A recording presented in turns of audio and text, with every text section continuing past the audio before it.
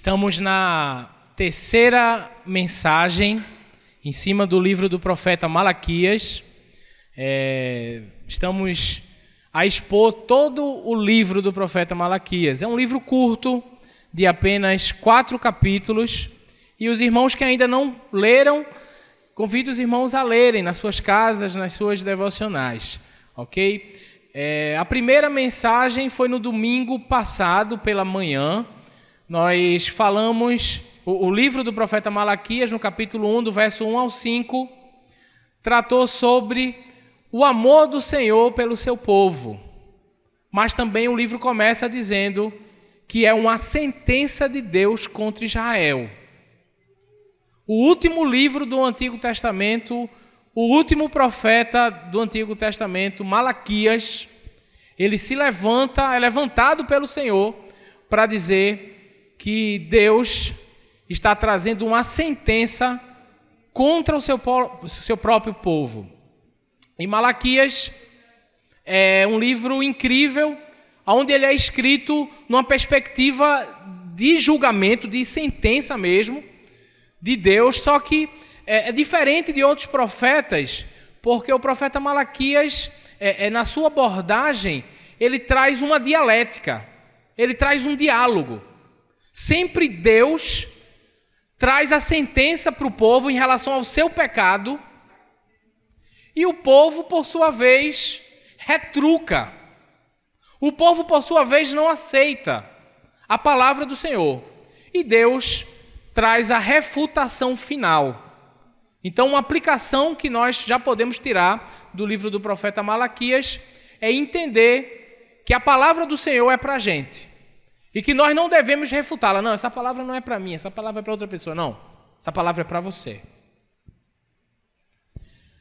A primeira mensagem a gente viu sobre o amor do Senhor para com aquele povo. Povo que naquele momento não estava se sentindo amado pelo Senhor.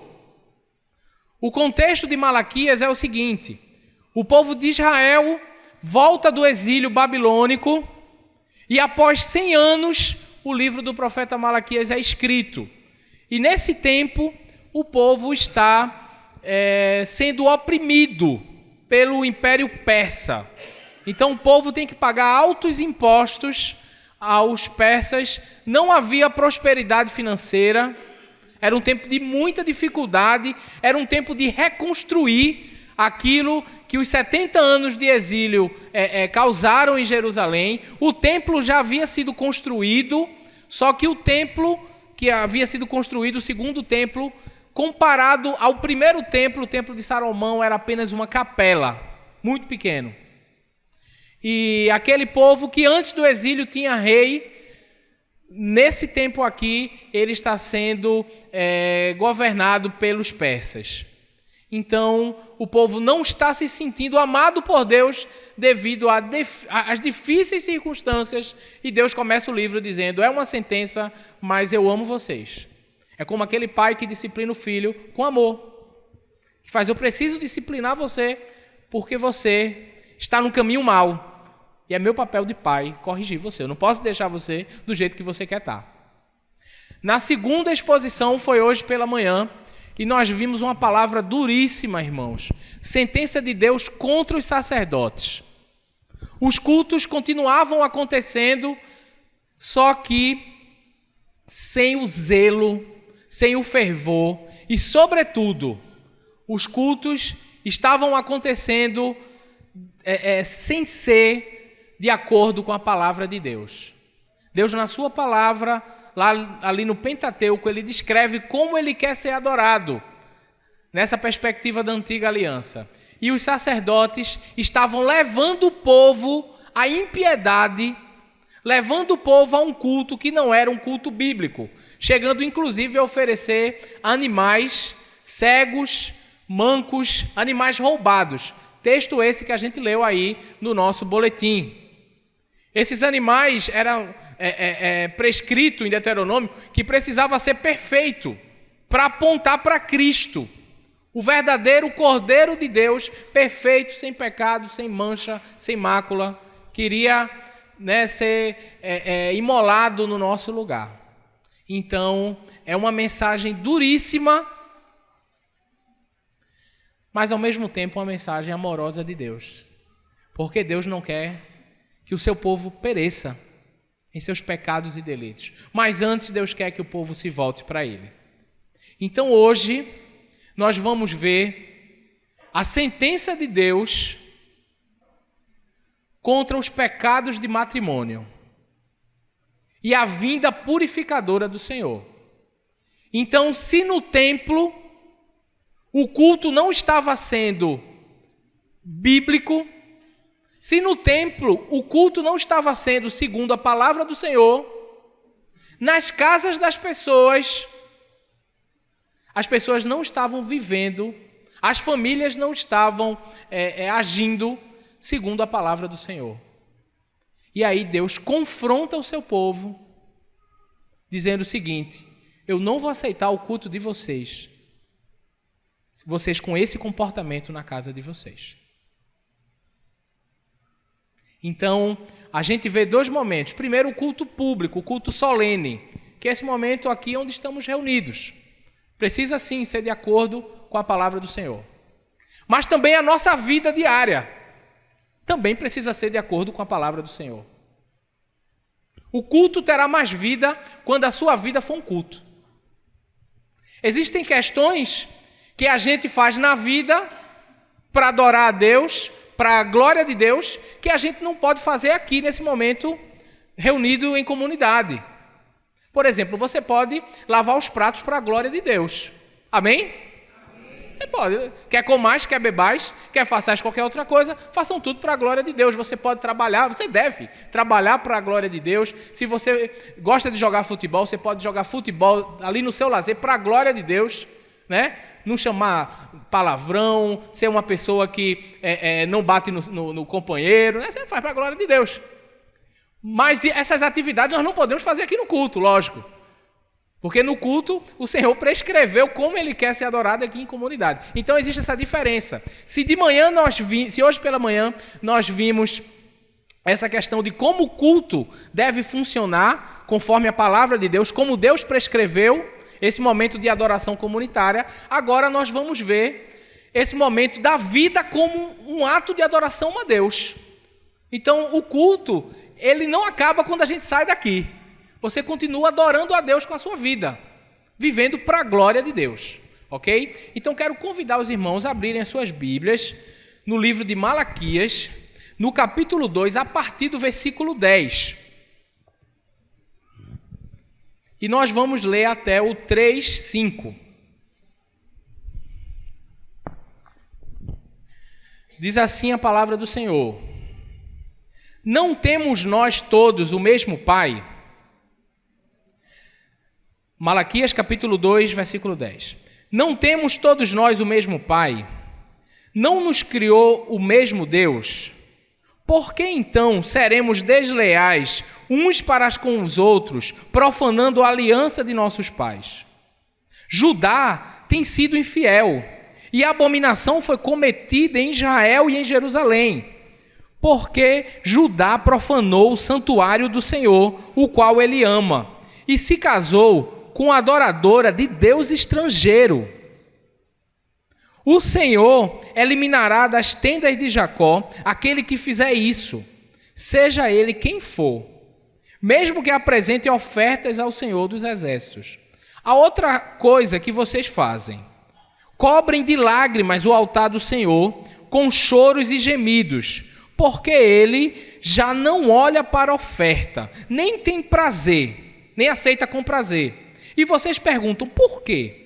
Porque o Senhor foi testemunha da aliança entre você e a mulher da sua mocidade, a quem você foi infiel, sendo ela a sua companheira e a mulher da sua aliança. Não fez o Senhor somente um, mesmo que lhe sobrasse o espírito? E por que somente um? Porque buscava uma descendência piedosa. Portanto, tenham cuidado para que ninguém seja infiel para com a mulher de sua mocidade. Porque o Senhor, o Deus de Israel, diz que odeia o divórcio. E também aquele que cobre de violência as suas roupas. diz o Senhor dos Exércitos. Portanto, tenham cuidado e não sejam infiéis. Vocês estão cansando o Senhor com suas palavras e ainda perguntam: em que nós cansamos?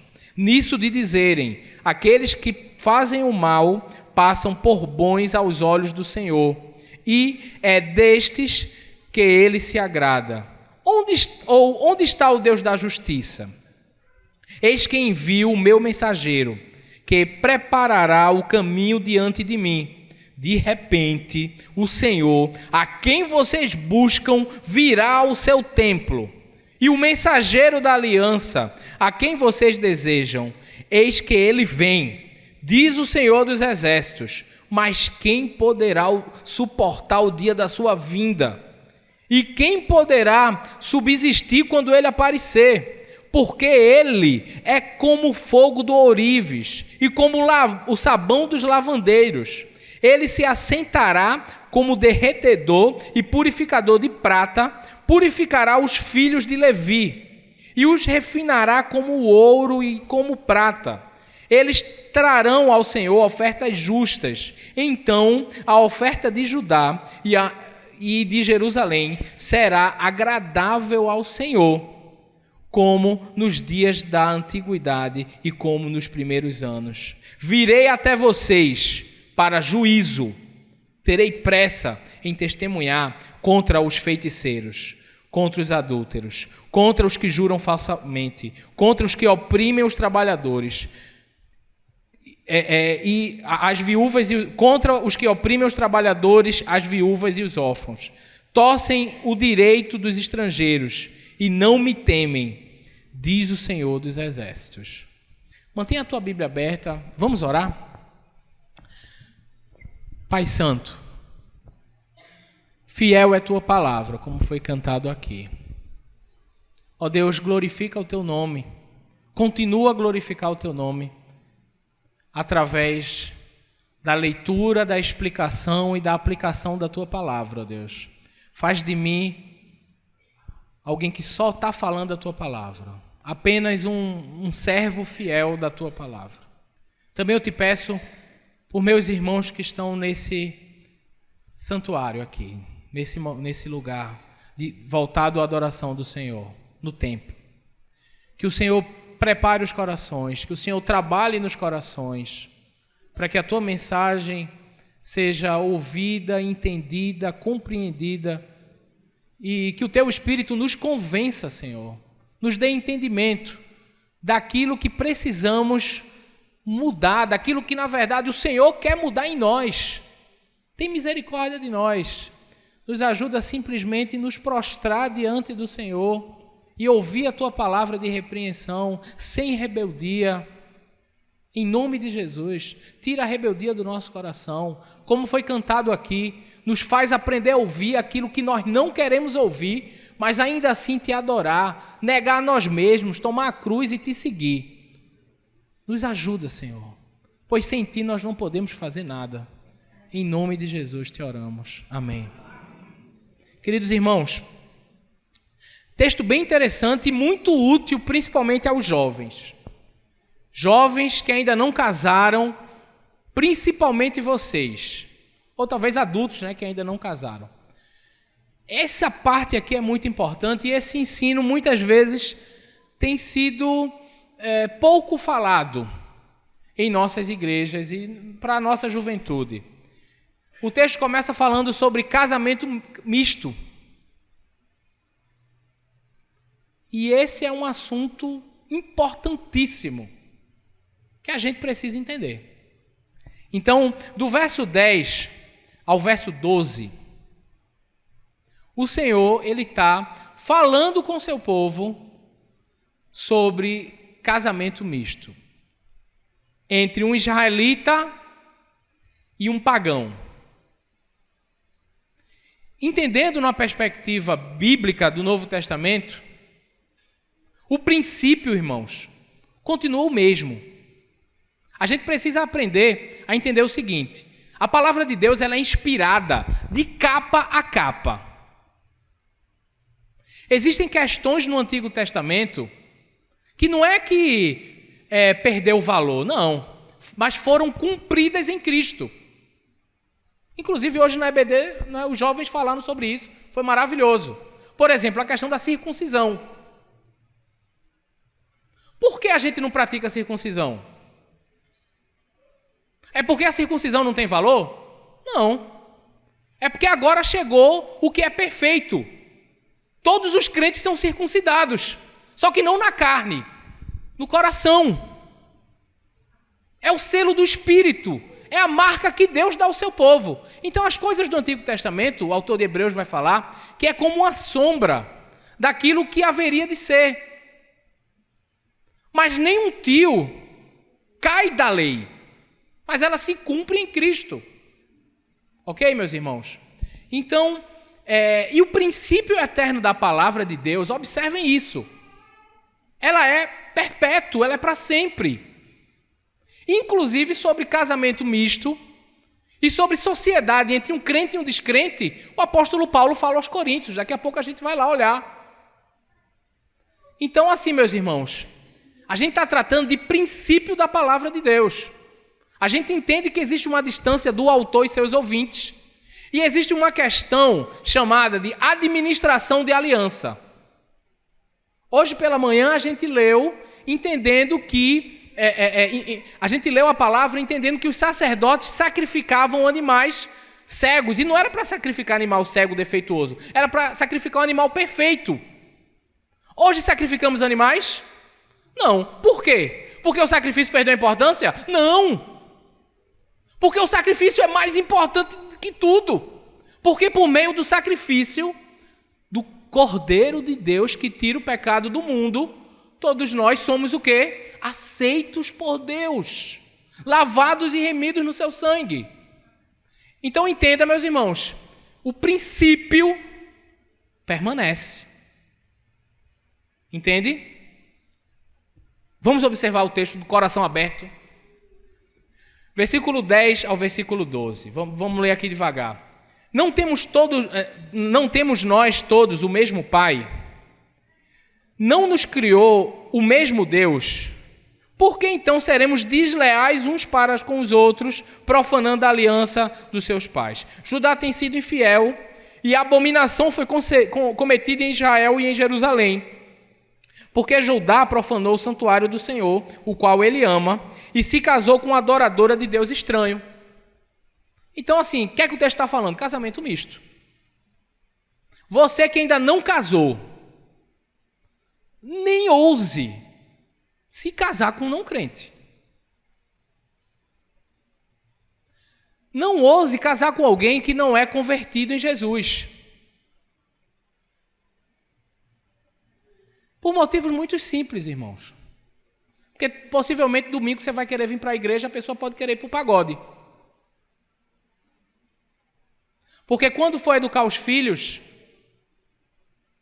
vai ter o mesmo coração? Ah, mas é uma boa pessoa. Ah, mas é uma pessoa de valores. Muita gente já chegou para mim, pastor, o senhor não está entendendo. Ele ou ela é diferente. É uma pessoa de família. Mas olha o argumento que Deus está usando aqui. Observe o argumento que Deus está tratando aqui com seu povo. Deus diz para a gente que Ele quer uma geração com unidade. Dá um pulo aqui para o verso 15. Depois a gente vai voltar para lá, mas olha o argumento que Deus está usando. Aqui está tratando de infidelidade e casamento misto. Mas olha, verso 15. Não fez o Senhor somente um, mesmo que lhe sobrasse o Espírito? E por que fez um? Porque buscava uma descendência piedosa. Quando você se casa, meu irmão, minha irmã, vocês já não são dois, mas vocês são um. Deus quer uma família consagrada a Ele. A pessoa pode ser maravilhosa, mas se não for consagrada a Jesus Cristo, se não tiver como prioridade máxima, pode até ser da igreja, viu? Mas se não tiver como prioridade máxima agradar a Deus, Não case. Eu lembro que quando eu fui casar, que na verdade eu passei um tempão solteiro, acho que eu passei uns 2 anos, assim, tempão que eu digo assim, né? Porque um jovem passar um tempão sem namorar é difícil, né? Então, assim, eu passei uns 2 anos sem namorar, e aí eu lembro que tinha uma irmã que dizia assim, pastor, eu não era pastor ainda, Fábio, eu estou orando para que Deus lhe dê uma mulher sábia. Eu fiz, minha irmã, que bênção, tem que orar mesmo, né? Ok, maravilha. E eu lembro de uma das conversas que eu tive com o meu pastor. Ele disse o seguinte, meu filho, olhe, escolha uma mulher que tema a Deus. Tá mesmo conselho eu digo a você. Escolha um cônjuge, você que não casou, que teme a Deus. Tem gente que está todo domingo na igreja, mas não tem uma vida que teme a Deus. Na vida da pessoa, o temor de Deus não é reconhecido. Trata os pais do jeito que quer, trata a irmã do jeito que quer, lida com finanças de forma desonesta, quer pular etapas, quer sexo antes do casamento. Escolha alguém, você que não casou, que ame mais a Deus do que a você. Se a pessoa amar mais você do que Deus, não serve. Queria convidar os irmãos a olharem o que é que Deuteronômio, lá no comecinho da Bíblia, falava já sobre isso. Para a gente entender o argumento de Deus sobre isso. Deuteronômio capítulo 7, versículo 1. Olha o que é que diz. Quando o Senhor, está sendo projetado aqui, pode ler daqui. Quando o Senhor, seu Deus, os levar para a terra que vocês vão possuir e tiver expulsado muitas nações diante de vocês, os heteus, os gigazeus, os amorreus, os cananeus, os ferezeus, os heveus, os jabuseus, 7 nações mais numerosas e mais poderosas que vocês, e quando o Senhor, seu Deus, as tiver entregue nas mãos de vocês, para que vocês as ataquem, vocês devem destruí-las totalmente. Não façam aliança com essas nações, nem tenham piedade delas. Não casem com pessoas destas nações. Não deem as suas filhas aos filhos dessa gente, nem tomem as filhas deles para os filhos de vocês, pois elas levariam os filhos de vocês a se desviar de mim, para que servissem outros deuses. Assim a ira do Senhor se acenderia contra vocês e depressa ele o destruiria. Gente, Antigo Testamento, depois a gente explica um pouquinho sobre essa questão da administração de aliança, entrar lá, destruir, ok? Mas o que eu posso dizer é o seguinte, Deus quer um povo consagrado a Ele. Deus quer um povo consagrado a Ele. Deus quer famílias consagradas a Ele. Não casem, não se deem casamento a quem não é do meu povo. Porque quem não é do meu povo será destruído. Essa perspectiva de destruição de quem não é povo de Deus tem muito essa perspectiva final. Mas é tema para outra mensagem. Irmãos, presta bem atenção. Deus quer um povo consagrado. Seguindo, olha o que Paulo vai dizer para a gente, segundo aos Coríntios, capítulo 6, verso 14 a 18. Olha o que diz. Não se ponha em julgo desigual com os descrentes, pois que sociedade pode haver entre a justiça e a iniquidade? Ou que comunhão existe entre a luz e as trevas? Que harmonia pode haver entre Cristo e o maligno? Ou que união existe entre o crente e o descrente? Que ligação há entre o santuário de Deus e os ídolos? Porque nós somos santuários do Deus vivo. Como Ele próprio disse, habitarei e andarei entre eles, serei o seu Deus, e eles serão meu povo. Gente, não tem bom. Vocês lembram de Salomão, rei de Israel? Autor de Provérbios, Eclesiastes e Cantares. Autor do texto sagrado. Como terminou a vida? Vocês lembram disso? Adorando deuses estranhos. Por quê? porque fez o que quis. Casou com mulheres estrangeiras. Irmãos, aqui é para casamento, mas também é para a sociedade, viu? Não há comunhão entre luz e trevas. E se alguém aqui que não veio para a luz do Senhor, venha para a luz do Senhor. Venha. Porque sem Ele, Jesus é a luz do mundo. Mas sem Ele, terrível trevas há. Sem Jesus não há perdão. Sem Jesus não há paz.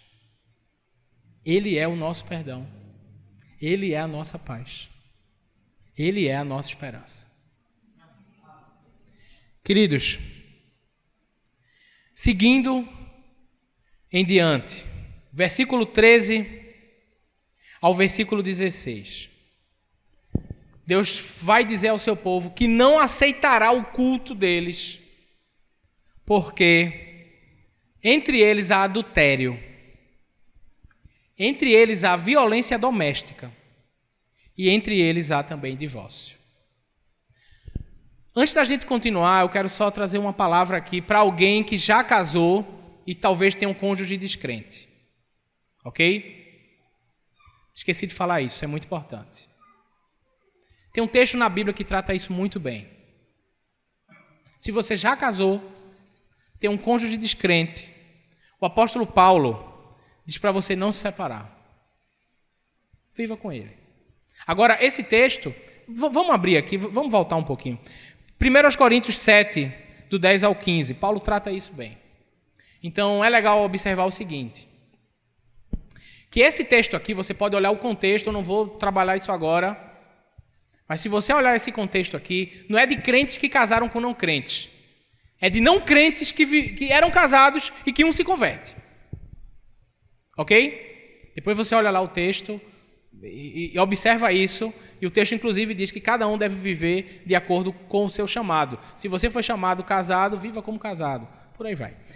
Versículo 1 Coríntios capítulo 7, ok, verso 10, diz assim: aos casados ordeno, não eu, mas o Senhor, que a mulher não se separe do marido, mas se ela se separar, que não se case de novo, ou se reconcilie com o seu marido. Esse versículo 11 é incrível, viu, gente?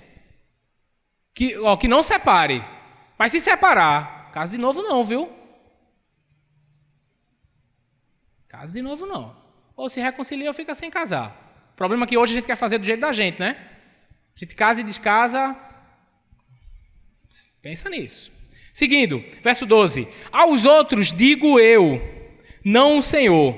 Se algum irmão estiver casado com uma mulher não crente, e esta concorda em morar com ele, não se divorcie dela. E se uma mulher estiver casada com um homem não crente, e este concorda em viver com ela, que ela não se divorcie do marido, porque o marido não crente é santificado no convívio da esposa, e a esposa não crente é santificada no convívio do marido crente. Se não fosse assim, os filhos de vocês seriam impuros, porém agora são santos. Mas, se o não crente quiser separar-se, que se separe. Em tais casos, não fica sujeito à servidão, nem o irmão, nem a irmã. Deus chamou vocês para viver em paz. Se a pessoa não quer, que se separe. Lembra lá do 11? Só não casa de novo, mas separar. Ok? Pronto. Então, se você tem um cônjuge não cristão, calma. Não vai sair daqui com a carta de divórcio, não. Nesse mesmo texto diz que Deus odeia o divórcio. Ok? Então, vale salientar isso. E também não vale namoro evangelístico, viu, gente? Eu vou namorar aqui, a menina vai se converter ou o menino vai se converter. Namoro missionário não existe. Evangeliza primeiro se converter, amém. Senão, já sabe que não é. Pronto, do verso 13 ao verso 16, Deus está falando aqui que não vai aceitar o culto porque no meio do povo há adultério, há violência doméstica, hein, gente? E há divórcio. Então vamos observar comigo, versículo 13. A outra coisa que vocês fazem, Cobrem de lágrimas o altar do Senhor com choro e gemidos, porque ele não olha para a oferta, nem aceita com prazer. E vocês perguntam, por quê? Porque o Senhor foi testemunha da aliança entre você e a mulher da sua mocidade, a qual você foi infiel, sendo ela a sua companheira e a mulher da sua aliança.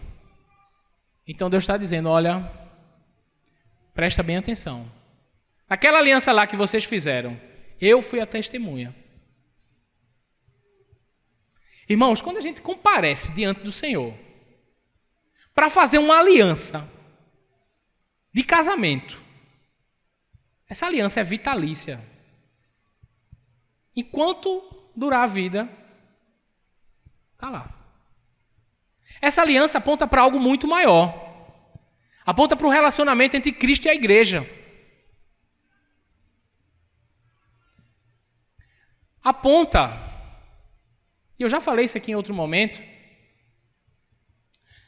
para a Trindade.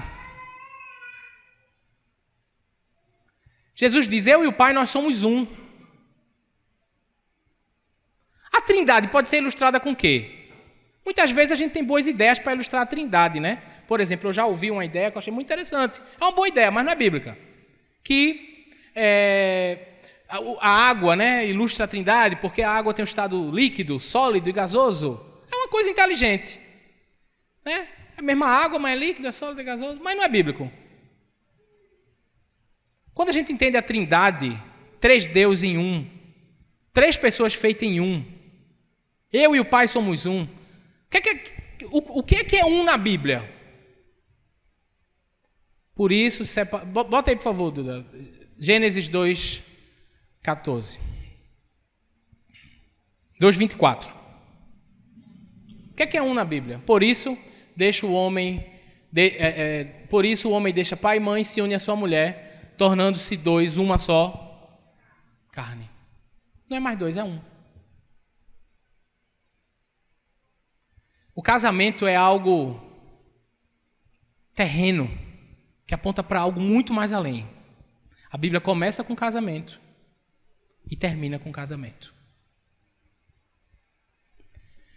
Irmãos, tem gente que comete a infelicidade de dizer assim, eu não tenho, que fala, né, uma das coisas mais absurdas que eu já ouvi na vida, certamente você já deve ter ouvido isso. Eu não sei se, eu estou casado, mas eu não sei se essa mulher, ou se esse homem, se o meu cônjuge, se é da vontade de Deus, se ele é o marido para mim, ou a esposa para mim, segundo a vontade de Deus. Vocês já ouviram isso? Eu não sei se Deus abençoou o casamento, eu não sei se... peraí, se tu casou, se tu compareceu diante de Deus, Deus te deu liberdade para isso, para tu escolher. Se você compareceu diante de Deus e fez com ele uma aliança, bem, é isso aí. A orientação de Deus é que não seja julgo desigual. Mas se você casou, dos 2 foram feitos uma só carne. Tem como separar? Cola um papel no outro, puxa, vai dar nisso. Irmãos, isso é muito sério. E Deus está dizendo aqui, eu não aceito o culto de vocês porque há adultério. E aí eu queria pensar no que Jesus falou. Se você olhar para alguém com intenção impura, já adulterou no coração. Não pense que Deus vai aceitar o seu culto. Você é viciado em pornografia. Ah, pastor, eu preciso me libertar. Jesus liberta. Submeta-se, humilhe-se debaixo da potente mão de Deus, que no tempo oportuno Ele vos exaltará. Peça perdão. Converse com um crente mais maduro. Peça para ele orar por você. Da mesma forma também as irmãs, viu? A gente pensa que às vezes pornografia é um negócio só de homem. Não é. Às vezes não acessa pornografia, mas passa um homem bonito e uma para outra. Rapaz, aqui, ou lá em casa. Eu já ouvi de crente isso, viu? O adultério começa aqui. Seguindo, meus irmãos. Olha o que o texto vai dizer. Versículo 15. Não fez o Senhor somente um. Olha o argumento de Deus aí, ó. Fez o Senhor um. Mesmo que lhe sobrasse um espírito. E por que somente um? Tipo assim, são um mesmo com dois espíritos. Né? Cada um tem a sua alma diferente, mas são um. Deus fez um. É a matemática de Deus. 1 mais 1 não é 2, 1 mais 1 é 1. Um homem ou uma mulher casada é um. São um. É um. E aí, o que é que acontece? Deus está dizendo aqui, porque buscava uma descendência piedosa. Um povo, uma descendência. Uma família piedosa. Que plano maravilhoso de Deus é a família. Como é incrível quando dois servos de Deus se casam e têm filhos para a glória de Deus e ensinam seus filhos o caminho do Senhor. Que bênção! Abençoa a rua, o bairro, a cidade. É isso que Deus quer. Seguindo, meus irmãos, versículo 16. Versículo 15 ainda. Portanto, tenham cuidado para que ninguém seja infiel para com a mulher da sua mocidade. Isso é um aviso solene de Deus. Cuidado. Não brinque com adultério. Versículo 16. Porque o Senhor, o Deus de Israel, diz que odeia o divórcio. Já parou para pensar nisso? Eu, Senhor, odeio o divórcio. Uma vez eu tive o desprazer de conversar com uma pessoa que estava se divorciando do seu marido por um motivo fútil. Minha filha, perdoe, volte, reate, tente de novo. Vocês são um. Pastor, mas na Bíblia não diz que a lei de Moisés permitia o divórcio? O divórcio é uma coisa, recasar é outra. Não, mas não tem a dureza do coração do homem? Irmãos, pela dureza do coração, Israel, quando saiu do Egito, não entrou em Canaã. Você quer ser mesmo uma pessoa de coração duro?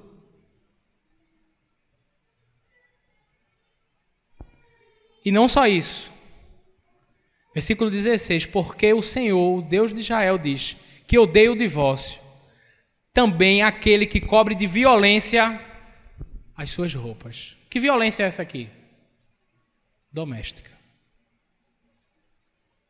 Gente, antes de Cristo a palavra já estava tratando disso. Aí o movimento feminista vem, não, porque é violência contra a mulher. Já está aqui. E a advertência é solene, viu? Não, minha gente, a palavra é perfeita, ela é suficiente. Eu não preciso de feminismo para dizer que violência doméstica é algo abominável aos olhos do Senhor. E violência não é só você meter a mão na sua esposa, não. Você bater nela, não. Você pode ter um falar violento. Você pode ter um tratamento violento, tratando ela como pessoa de segunda classe. Ela não é de segunda classe, não. Ela é uma com você. Co-herdeira da graça de Deus.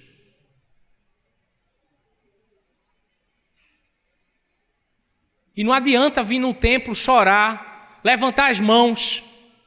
Deus não aceita.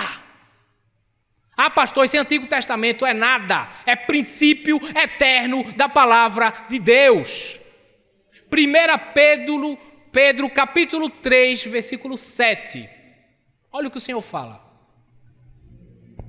1 Pedro capítulo 3, versículo 7. Maridos, vocês igualmente vivam a vida comum do lar, com discernimento, dando honra à esposa, por ser a parte mais frágil e co-herdeira da mesma graça da vida. Agindo assim, as orações de vocês não serão interrompidas. Isso é coisa de antiga aliança? Não. Deus não aceita Oração não passa do teto. E outra coisa, está dizendo para fazer o quê? Qual o verbo que está aí? Tratar com honra. Honra. Não é tratar a esposa de todo jeito, não. É com honra.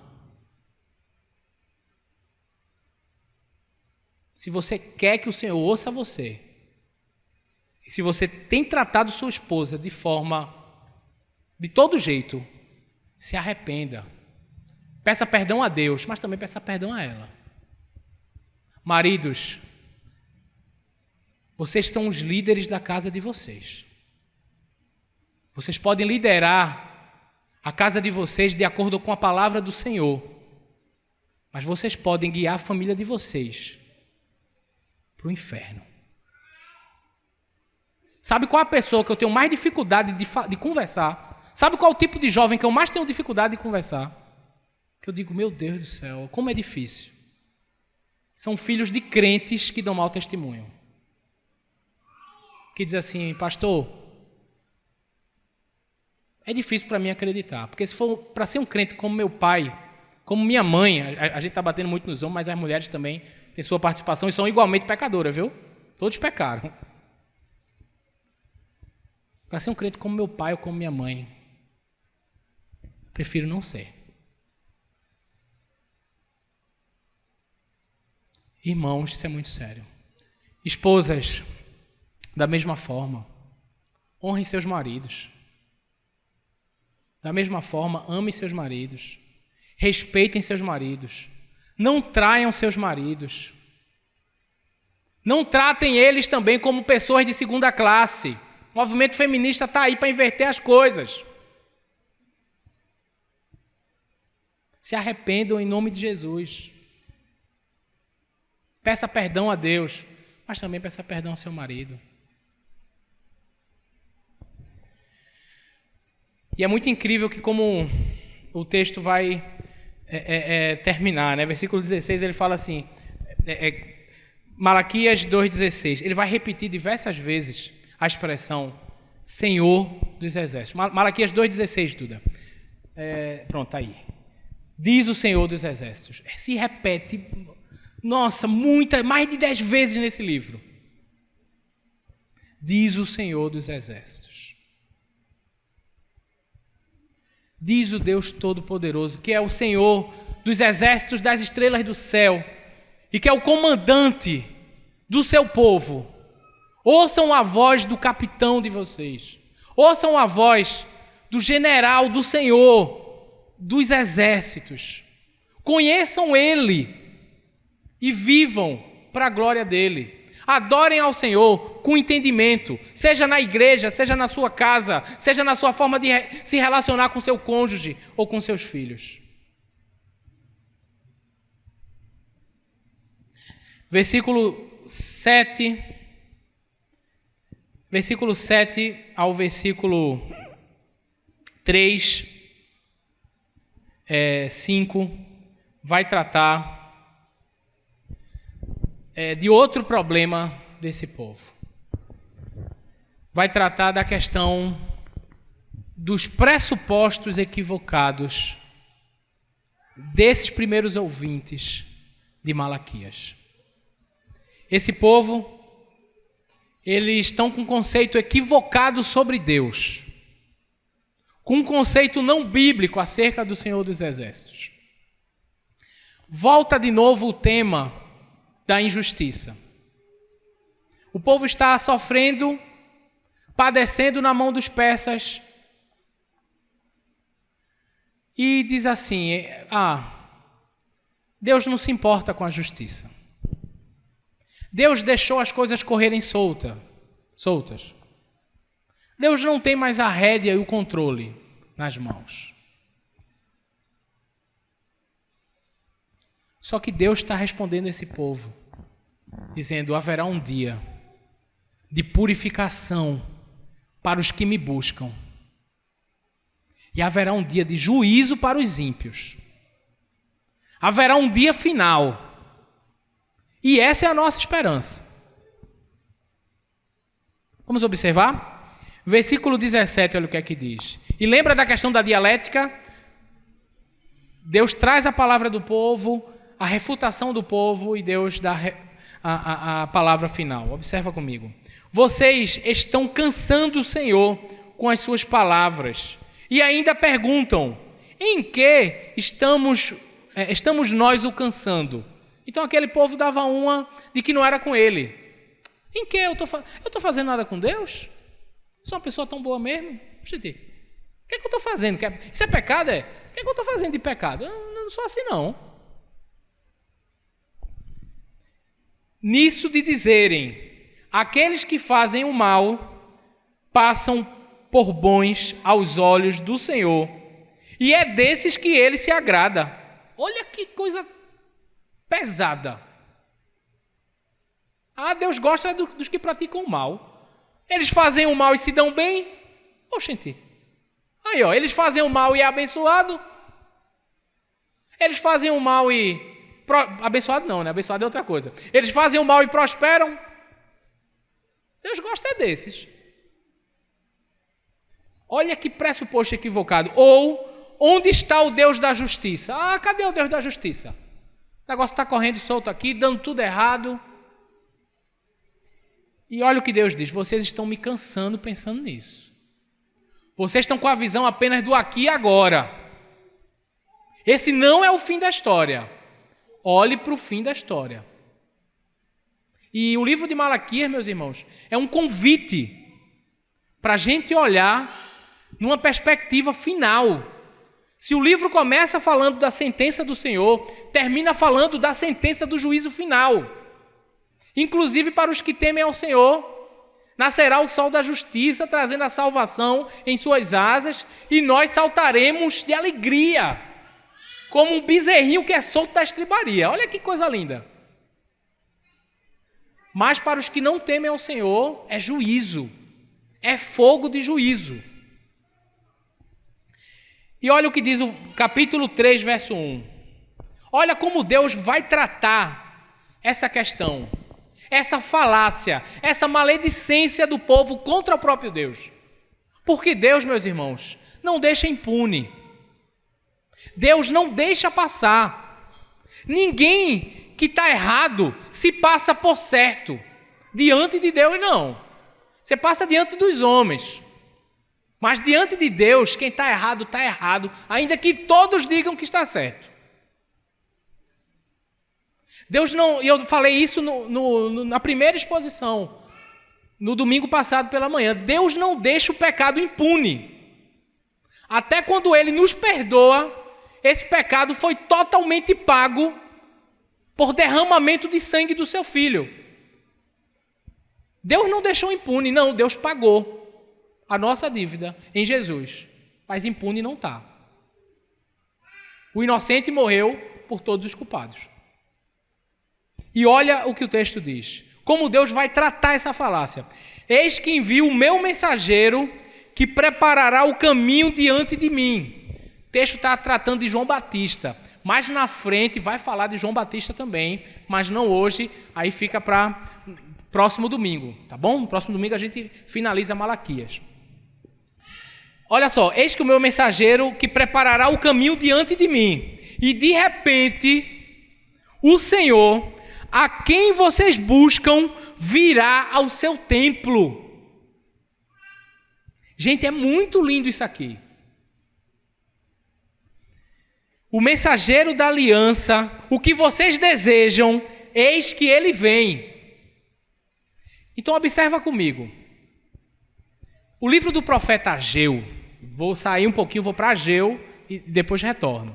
O livro do profeta Ageu fala uma frase muito conhecida, que inclusive é cantada nas nossas músicas, que diz que a glória da segunda casa é maior do que a primeira. Já ouviram essa frase em música, em texto bíblico? Pronto, está lá em Ageu.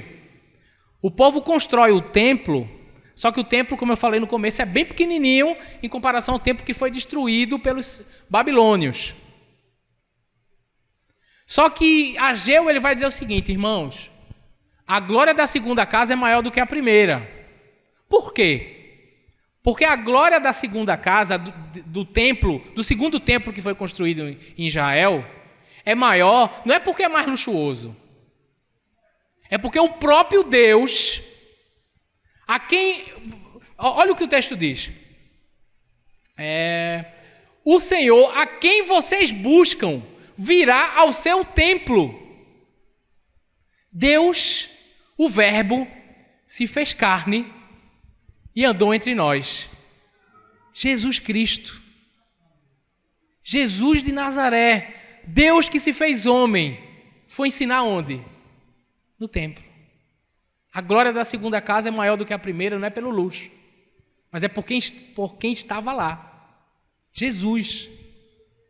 Olha como Deus resolve e trata isso. Vocês estão falando de mim, que eu não me importo com a injustiça. Eu vou mandar um mensageiro na minha frente e eu mesmo estou chegando aí. Eu mesmo estou chegando aí para resolver isso.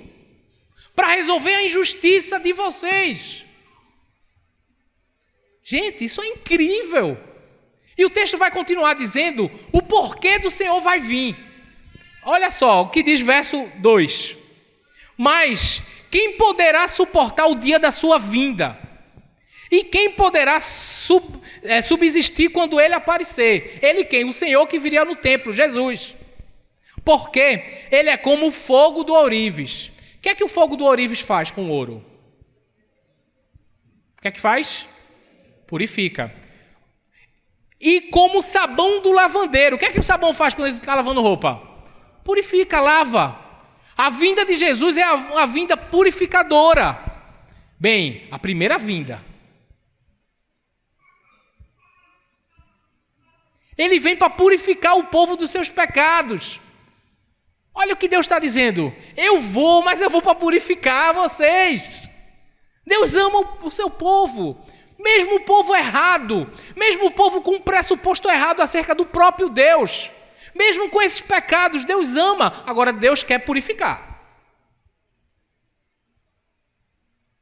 Deus quer que você passe pelo fogo, assim como o ouro para ser purificado. Fogo dele. Deus quer que você passe pelo sabão do lavandeiro. Como as crianças cantam, sabão, lava o meu pezinho, lava o meu rostinho. Mas Jesus, para me deixar limpinho, lava o meu coração. Ele quer purificar você. E por isso o Senhor veio. E purificou com seu sangue. Que grande amor, gente. Que responsabilidade temos diante do Senhor. De viver uma vida pura diante dEle. Ele nos deu o seu Espírito para que possamos viver para a sua glória. O Espírito de Deus em nós faz o que a letra da lei não podia fazer. Deus purifica a gente, nos dando um coração disposto a obedecê-lo. Agora, a obediência é importante, é fundamental. É uma marca dos verdadeiros crentes, é uma marca da nova aliança. Observa comigo a profecia de Jeremias sobre esse tempo, que viria o Messias e purificaria o seu povo. Olha comigo aí, Jeremias capítulo 31, versículo 31, o que é que diz? Vai aparecer aqui. Jeremias 31, 31. Eis que vem dias, diz o Senhor, em que firmarei nova aliança com a casa de Israel e com a casa de Judá, não segundo a aliança que fiz com os seus pais, no dia em que tomei pela mão para os tirar da terra do Egito, pois eles quebraram a minha aliança, apesar de eu ter sido seu esposo, diz o Senhor. Porque esta é a aliança que farei com a casa de Israel. Depois daqueles dias, diz o Senhor, na mente lhes imprimirei as minhas leis, também no seu coração as inscreverei. Eu serei o Deus deles, e eles serão o meu povo. Não ensinará jamais cada um ao seu próximo, nem cada um ao seu irmão, dizendo, conheço o Senhor, porque todos me conhecerão, desde o menor até o maior deles. Diz o Senhor, pois perdoarei suas iniquidades, e dos seus pecados jamais me lembrarei. Essa é a purificação do Senhor que foi ao templo. Purificar mente e coração. Na mente lhe escreverei a minha lei. No coração, eu vou imprimir no coração de vocês a minha palavra. Essa é a regeneração que temos em Cristo. Agora, que responsabilidade temos de viver para a glória de Deus? De não cair nos mesmos erros, irmãos, que esse povo do passado caiu. Queridos, finalizando, versículo 3 vai dizer: ele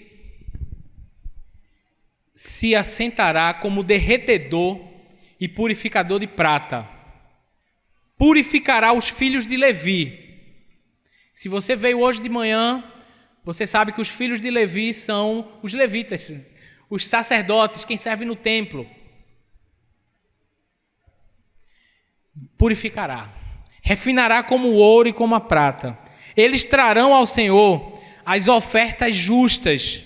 Então a oferta de Judá e de Jerusalém será agradável ao Senhor. Nós só somos agradáveis a Deus por causa de Jesus Cristo. Porque o verdadeiro sacerdote ofereceu a si mesmo como verdadeiro sacrifício para a purificação dos nossos pecados, e nele somos aceitos por Deus. Por isso que o apóstolo Paulo fala em Romanos, capítulo 12, versículo 1. Observa comigo. Romanos, capítulo 12, versículo 1. Portanto, irmãos, pelas misericórdias de Deus, peço, ofereçam seu corpo como sacrifício vivo, santo e agradável a Deus. Este é o culto racional de vocês. Precisamos oferecer a Deus um culto racional. Todo dia da semana, toda hora. 24 horas por dia, 7 dias por semana. E não vivam conforme os padrões deste mundo, mas deixem que Deus os transforme pela renovação da mente, para que possam experimentar quão boa, agradável e perfeita é a vontade de Deus. Queridos, o culto terá mais vida quando a sua vida for um culto. Então somente se arrependa. Peça perdão a Deus. Peça a Ele para mudar o seu coração. Por fim, meus amados, versículo 5. A gente vê o seguinte. Se no versículo 1 do capítulo 3, a gente... Bota 1, por favor, Duda. Se no versículo 1 do capítulo 3, a gente vê que de repente o Senhor vem... Olha que, né? De repente o Senhor vem a quem vocês buscam virá o seu templo. Se o Senhor vem para purificar aqueles que o buscam, se a vinda do Senhor representa purificação para os que os buscam, no versículo 1, no versículo 5, vai tratar de quem não busca o Senhor. E não trata de purificação. O fogo não é o fogo do ourives que purifica o ouro, mas é o fogo do juízo. Versículo 5. Virei até vocês para juízo. Terei pressa em testemunhar contra os feiticeiros, contra os adúlteros, contra os que juram falsamente, contra os que oprimem os trabalhadores. Olha que coisa interessante, gente. Você tem alguém que trabalha para você? Trate ele bem, viu? Não oprima ele, não. Não deixe que o seu dinheiro pense que essa pessoa é uma pessoa de segunda classe, inferior a você. Não oprima, não. Porque o juízo vem contra quem faz essas coisas. Se arrependa. Peça perdão a Deus e a quem se ofendeu. Vou pedir perdão ao meu funcionário? Vai, lógico. Gente, ele é gente igual a você. Contra os que oprimem os trabalhadores, as viúvas e os órfãos. Torcem o direito dos estrangeiros e não me temem, diz o Senhor dos Exércitos. O Senhor trará purificação para os que o buscam, mas juízo para os que não o temem, para os que não querem saber dele. E aí cabe a gente perguntar, de que lado você está? Religioso, esse povo é. A gente falou hoje de manhã que Caim também era religioso. Caim também ofereceu um culto a Deus. Caim também ofereceu uma oferta a Deus. Só que não foi aceita. Como é que está o seu culto diante de Deus? Ah, pastor Fábio, eu sinto a presença de Deus. Sente, mas como é que você trata a sua esposa? Porque não adianta você sentir a presença de Deus se a palavra está dizendo que Deus não vai ouvir se você não tratar a sua esposa com honra. Meus irmãos, isso é muito sério. De que lado nós estamos? Daqueles que buscam ao Senhor, que atendem, que ouvem a sua voz, que se submetem a ela, ou do lado daqueles que não temem o Senhor e que dizem, eu fiz isso, mas eu faço nada? E eu sou assim?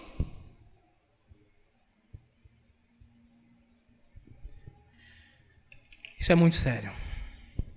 Por fim, quero só trazer o resumo do que a gente conversou e fazer algumas aplicações.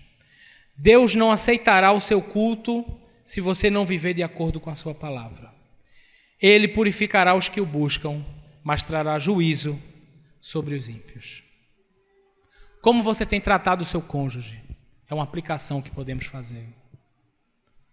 Como você tem lidado diante dos sofrimentos que você tem passado?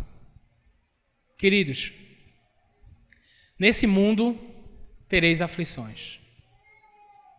Muitas vezes nós passamos pelo sofrimento e pensamos que Deus nos esqueceu. Somos injustiçados, caluniados. Muitas vezes perdemos bens, recursos, sofremos e pensamos, Deus não está se importando com isso. Não é verdade. Deus está. E Deus marcou um dia que recompensará os ímpios pelas suas más obras. Deus marcou um dia para receber o seu povo que lhe foi fiel, que lhe buscou.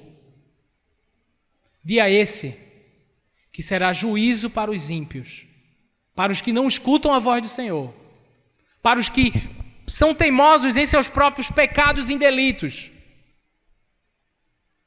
para que são tolos o suficiente para não perceber que o caminho do homem parece certo aos seus olhos, mas no final são caminhos de morte.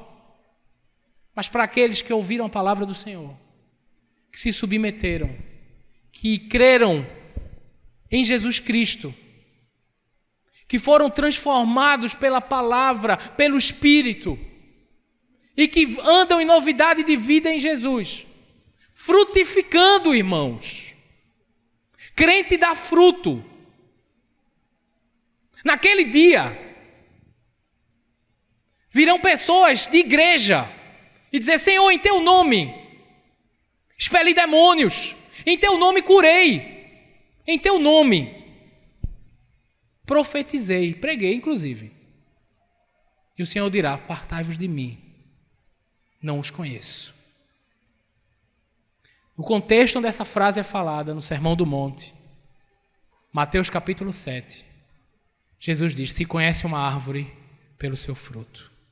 Qual é o seu fruto? O que é que você tem para apresentar ao Senhor? De fruto não da sua própria piedade ou justiça própria, mas de fruto do Espírito, que o Espírito de Deus desenvolveu na sua vida. Amor, bondade, longanimidade, domínio próprio, paz, paciência, bondade, alegria. Não é pelos dons, é pelos frutos. É pelo fruto do Espírito, da confiança, da obra redentora de Cristo. Cristo nos fez aceitáveis a Deus. Cristo nos purificou no seu sangue. E o maravilhoso é que Ele não apenas purifica, como transforma a vida do seu povo, para que sejamos novas criaturas. E as coisas velhas se passaram, e tudo se faz novo. Recline sua cabeça, vamos orar. Senhor, obrigado pela tua palavra. Obrigado pelo que o Senhor fez. O Senhor veio para nos purificar com teu sangue, para nos lavar, para que a gente negue a nós mesmos, tome a tua cruz de sofrimento e siga, porque assim como o Senhor sofreu, nós também sofreremos. Também precisamos participar dos teus sofrimentos, para também participar na tua glória. Ó Deus, nos ajuda a olhar não para as circunstâncias terrenas e passageiras dessa vida, mas nos ajuda a encarar esses breves sofrimentos aqui como algo tão passageiro que não pode ser comparado com a glória que em nós será revelada no teu dia, mas nos faz tão somente nos mantém firmes em ti. Perdoa o nosso pecado, Senhor. Perdoa porque muitas vezes tratamos mal o nosso cônjuge, porque muitas vezes tratamos mal os nossos filhos. Perdoa-nos, Senhor, porque quando sofremos, desanimamos e pensamos que o Senhor nos esqueceu. Obrigado porque o Senhor não nos abandona. Obrigado porque o Senhor não desiste de nós. E a tua palavra, por mais que seja dura, ela é amorosa, ela é de um pai que não pode deixar o filho seguindo no mau caminho. Obrigado por nos chamar de volta. Nos ajuda, Senhor, a nos submeter debaixo da tua mão, a nos humilhar diante do Senhor, porque todos nós temos pecado contra ti e carecemos da tua misericórdia. Obrigado porque o Senhor é misericordioso e que nessa confiança nós possamos reatar laços, principalmente contigo, mas também na nossa família, na nossa casa, para o louvor da tua glória, em nome de Jesus. Amém.